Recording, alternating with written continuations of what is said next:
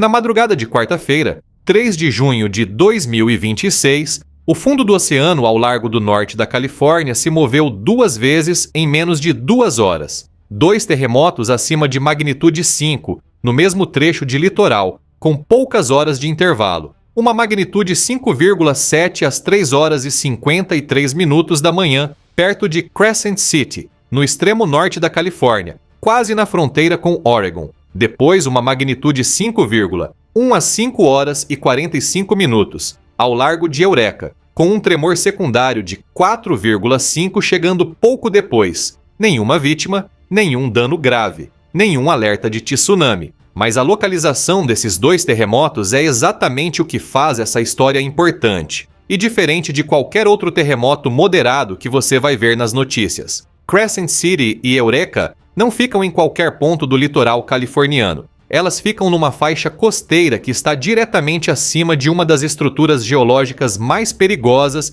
e menos discutidas do planeta, a zona de subducção de Cascadia. E essa zona de subducção não produziu uma grande ruptura desde 26 de janeiro de 1700, 326 anos atrás. Para entender por que 2 terremotos moderados offshore têm esse peso, precisamos entender onde exatamente eles ocorreram. A região de Crescent City fica próxima ao Cabo Mendocino, o ponto sul da zona de subducção de Cascadia, onde 3 placas tectônicas se encontram ao mesmo tempo: a placa do Pacífico, a placa norte-americana e a placa de Gorda. Os cientistas chamam esse ponto de junção tripla. É onde o sistema da falha de San Andreas termina e Cascadia começa. 2 dos maiores sistemas de falhas dos Estados Unidos se encontrando num único ponto, offshore, bem abaixo de onde os terremotos de quarta-feira ocorreram. O 5,1 que atingiu perto de Eureka tinha profundidade de apenas 0,2 quilômetros,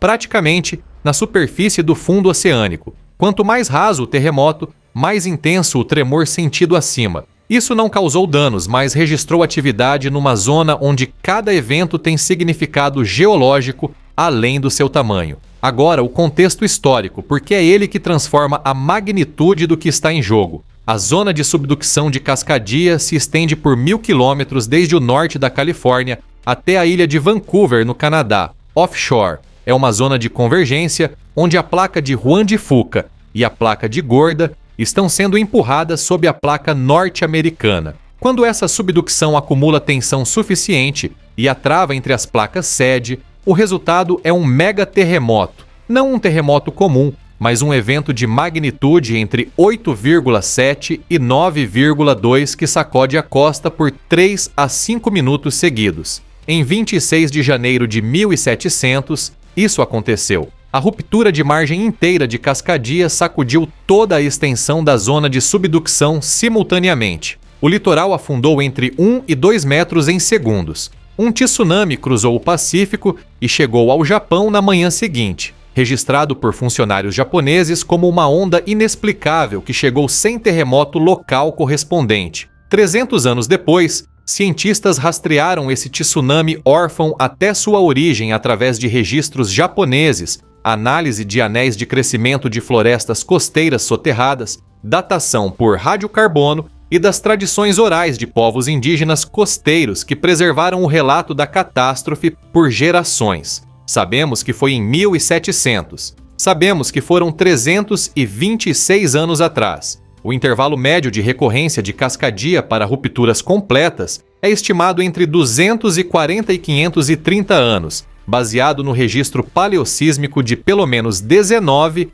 a 41 grandes eventos nos últimos 10.000 anos. 326 anos já passa da estimativa mais curta do intervalo. A falha não está necessariamente atrasada em sentido estritamente estatístico, porque os intervalos individuais variam muito, mas está dentro da janela de possibilidade, e essa janela está aberta. Uma ruptura completa de Cascadia hoje produziria 3 a 5 minutos de tremores violentos. Um tsunami chegaria ao litoral do norte da Califórnia em 15 a 30 minutos, com alturas de onda entre 6 e 12 metros na maior parte dos pontos. Para Crescent City especificamente, os planos oficiais de emergência da Califórnia estimam ondas entre 5 e 15 metros. Para Eureka, até 12 metros na Baía de Humboldt. Comunidades próximas a ambas as cidades podem ter apenas 5 minutos entre o início do tremor e a chegada da onda. 5 minutos. E aqui está o que a pesquisa de 2026 acrescenta,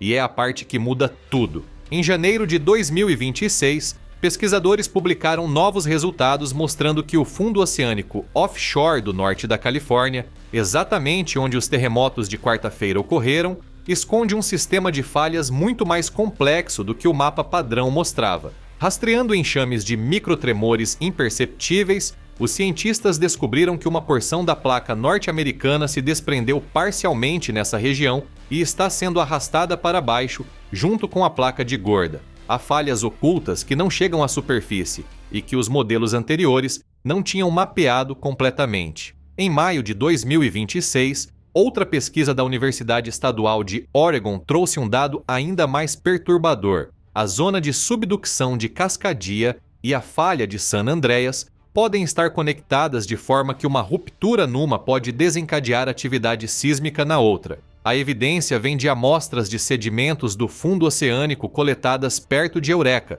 com padrões de deposição que só fazem sentido se os dois sistemas interagiram durante eventos passados. Não é uma certeza, mas o mecanismo físico parece real. O terremoto mais devastador já registrado em Crescent City não foi local, foi o de 1964, um magnitude 9,2 gerado por uma falha offshore do Alasca a mais de 2.000 quilômetros de distância. Quando o tsunami chegou a Crescent City, tirou 12 vidas e varreu a orla. Uma ruptura de Cascadia estaria a menos de 100 quilômetros de distância. A onda não demoraria horas, demoraria minutos. A zona de subducção de Cascadia é incomumente silenciosa. Ela não produz o tipo de sismicidade constante que outras grandes zonas de subdução, como o Japão ou o Chile, exibem regularmente. Pesquisa publicada no Science Advances em 2026 identificou que essa quietude pode refletir o quanto as placas estão travadas entre si por fricção,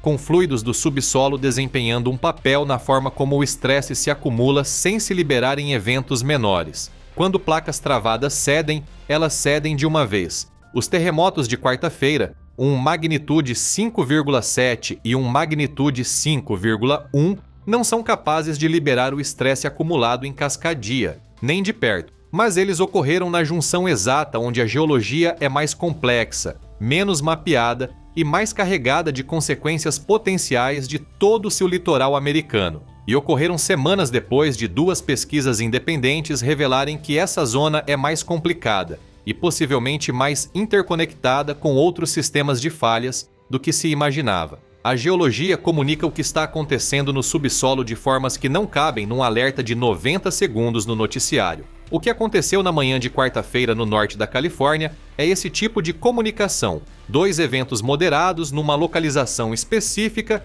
numa zona que carrega 326 anos de silêncio acumulado. Se você ficou com alguma dúvida, deixa aqui nos comentários. E se você quer continuar acompanhando os eventos geológicos que realmente importam, se inscreve no canal.